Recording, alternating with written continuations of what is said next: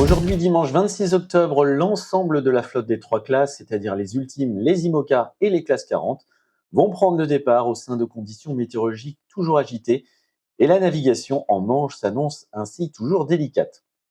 En effet, nous sommes toujours sous l'influence d'un système dépressionnaire scandinave qui dirige un flux d'ouest à nord-ouest de l'Islande aux îles Britanniques et à la France dans lequel va rapidement circuler une perturbation active ce dimanche soir.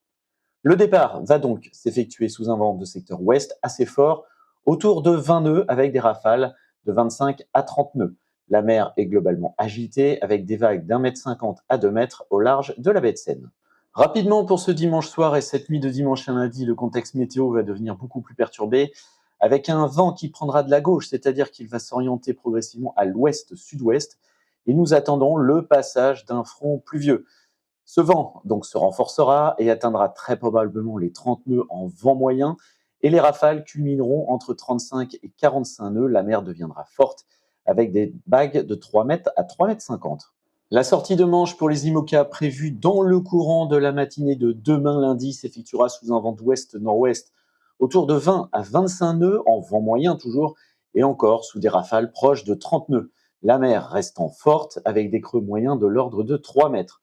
En cours de journée de lundi, le vent d'ouest-nord-ouest mollira autour de 15 à 20 nœuds, avec des rafales autour de 25 nœuds. L'état de la mer sera toujours délicat. En effet, nous attendons toujours des creux probables de 2,50 m à 3 mètres, avec cette houle de nord-ouest persistant. Au cours de la nuit du lundi 27 au mardi 28 octobre, les skippers affronteront cette fois-ci une dorsale. En conséquence, les vents vont considérablement faiblir et deviendront même variables en direction. Et c'est là qu'il faudra donc vérifier et regarder très attentivement les derniers fichiers GRIB météo afin de pouvoir passer cette dorsale le plus rapidement possible pour rejoindre les vents qui seront générés cette fois-ci par une dépression qui se trouvera entre les Açores et le Portugal. Dans tous les cas, les conditions de navigation deviendront beaucoup plus clémentes, même si on prévoit toujours une houle de nord-ouest aux alentours de 2 mètres. Pour la journée du mardi 28 et la nuit du 28 au mercredi 29 octobre, les skippers devront globalement se positionner à l'arrière de la dite dépression qui se décalera vers les côtes portugaises afin de pouvoir glisser plein sud avec des vents portants plutôt orientés de nord-ouest à nord. La journée du mercredi 29 octobre sera donc assez déterminante afin de relier rapidement Madère à l'avant d'un front froid qui va arriver par l'ouest, notamment dans la nuit du mercredi 29 au jeudi 30. Il faudra donc profiter de vents portants car à l'approche de ce front, le vent prendra évidemment de la gauche, c'est-à-dire qu'il s'orientera du nord-ouest vers le sud-ouest.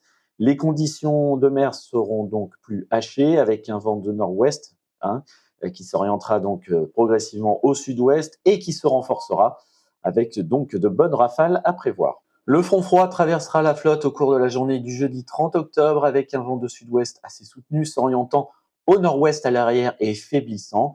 Et à l'approche des Canaries, le vent prendra de nouveau de la gauche, c'est-à-dire au secteur sud-ouest, mais il faiblira du fait de la présence d'un anticyclone au niveau des Canaries.